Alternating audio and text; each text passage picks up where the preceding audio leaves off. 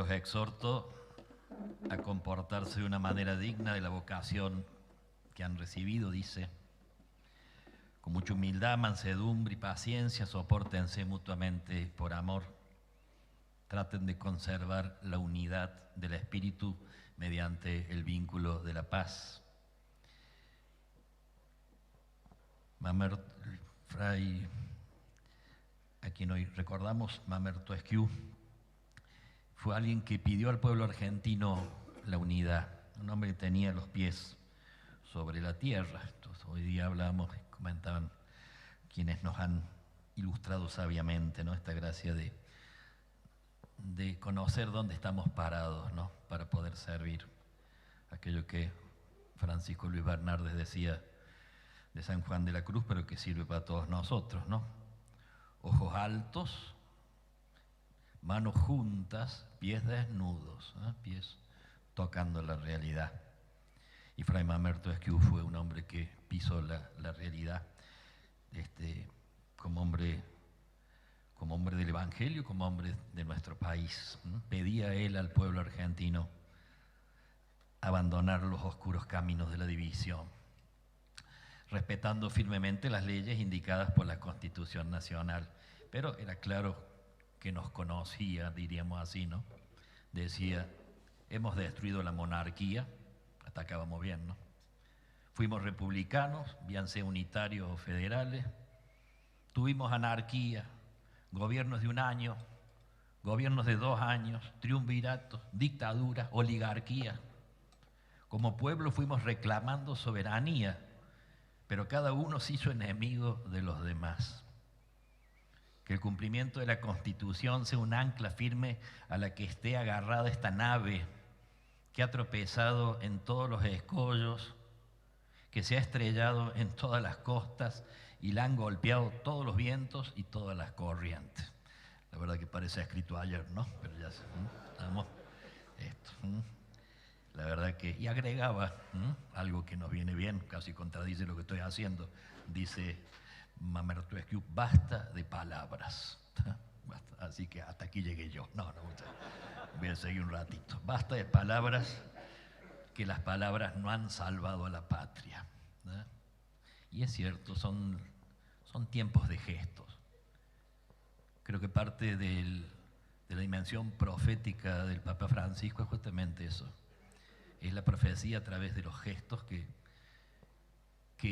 crean, tiene una fuerza simbólica muy fuerte, ¿no? Casi uno podría recorrer todo el pontificado de Francisco, también de sus palabras, porque tiene un lenguaje que chuza lindo, pero sobre todo a través de los gestos, ¿no? Uno podría hacer seguramente habrá muchos estudiosos de ustedes que se animen a una tesis doctoral de los gestos del Papa Francisco. Basta para entretenerse. Basta de palabras, ¿no? Mamerto Esquiú tenía claro de que es necesario que él crezca y que yo desaparezca, por otro lado, ¿no? Esta gracia de abajamiento. Yo siempre pienso el Señor sentado en la última cena ya, esto discutiendo quién era el más grande, ¿no? El Señor habrá dicho, ¿de dónde lo saqué esto, no? Faltaba media hora para nada menos que la última cena, y estos discutiendo quién era, por decir así, el más grande, el chuchú del Señor, ¿no? Y entonces el Señor, a través del gesto, le dejó bien clarito cómo venía la mano, que es al revés de lo que el mundo propone y que a veces se nos mete también a nosotros. Papa insiste mucho en una de las grandes tentaciones nuestras, es la mundanidad. La mundanidad.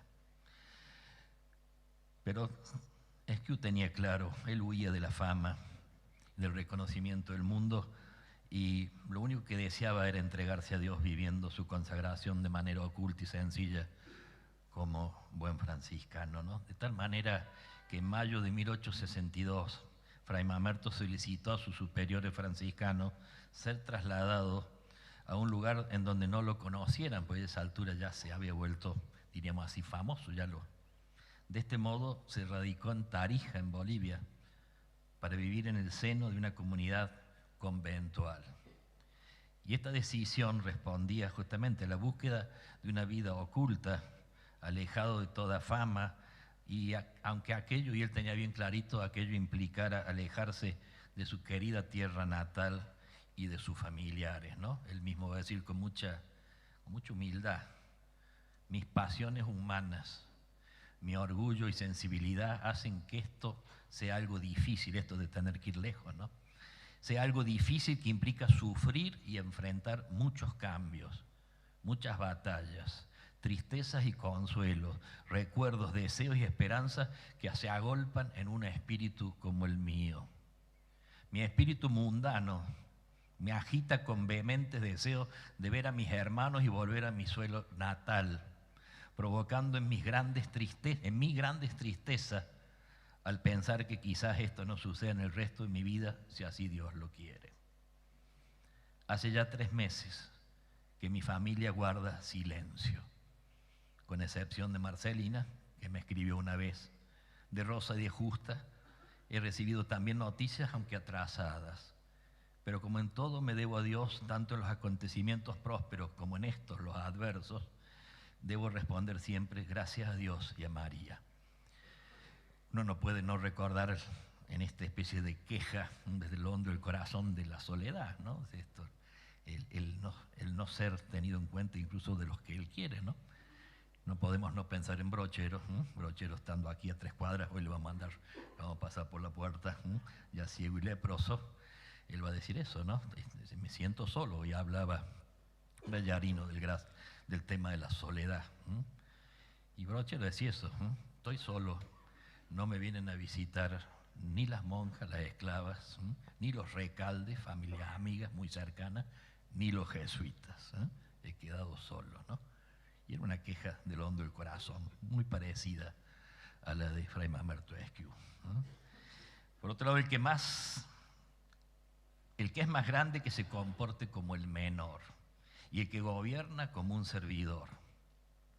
Interesante lo que decían de él. Acabada su oración personal a la mañana temprano, celebraba la Santa Misa y rezaba una larga acción de gracias.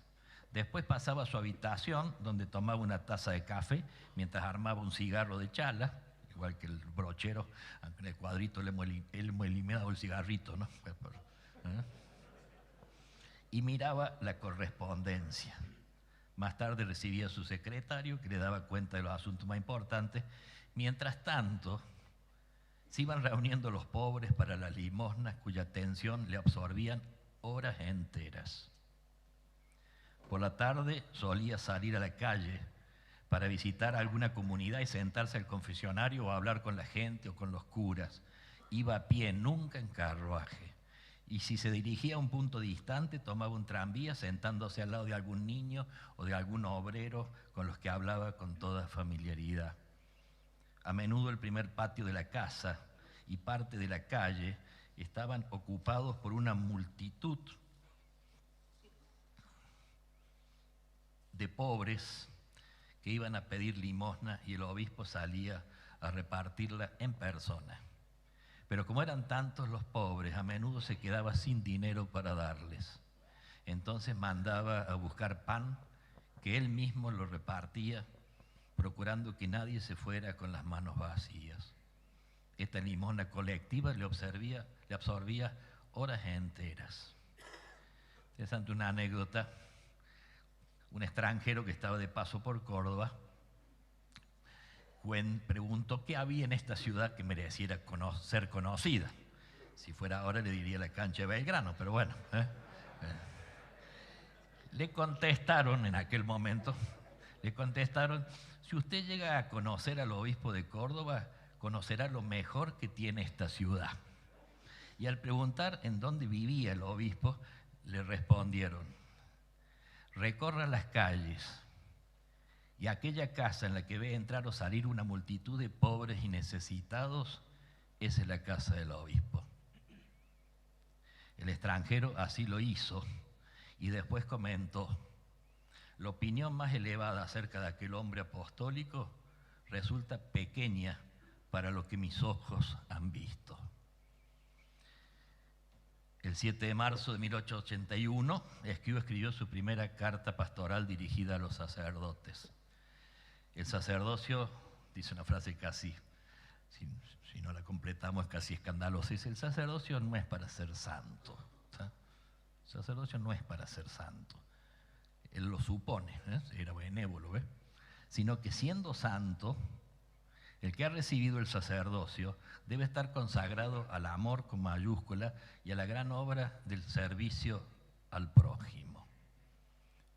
Y a un cura que lo mandó a un lugar lejano, un lugar periférico, diríamos, que posiblemente no le hizo mucha broma al cura donde lo mandaron, como puede, además, si no, puede suceder. En el tema de los misioneros, se decía, en las misiones nuestras, decía que la mejor misión es cuando hay contentamiento de las dos partes. Contentamiento del que envía y del enviado. No se da todas las veces, tampoco la pavada, ¿no? Supongamos, ¿no? En este caso se ve que no fue del todo así, pero le dice al curita, haga usted este sacrificio por Dios, ya que es Él quien le pide este servicio. Sé que es mucho lo que le pido, pero esto me da la seguridad de que el Señor lo va a ayudar con gracias especiales.